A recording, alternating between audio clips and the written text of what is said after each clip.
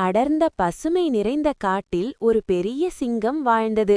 அது காட்டின் அரசன் என்றாலும் அதன் இதயம் ஆழ்ந்த துக்கத்தில் மூழ்கியிருந்தது.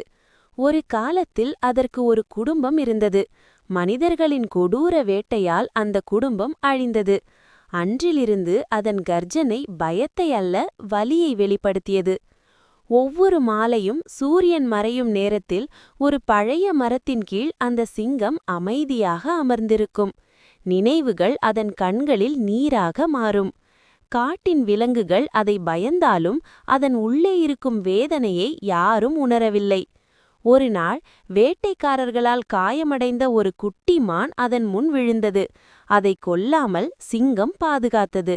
அந்த நொடியில்தான் அது உணர்ந்தது, உண்மையான பலம் கருணையில்தான் என்று.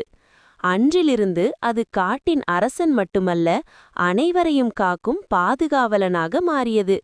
இந்த வீடியோ பிடித்திருந்தா லைக் பண்ணுங்க. இன்னும் நல்ல கதைகளுக்கு சப்ஸ்கிரைப் பண்ண மறக்காதீங்க.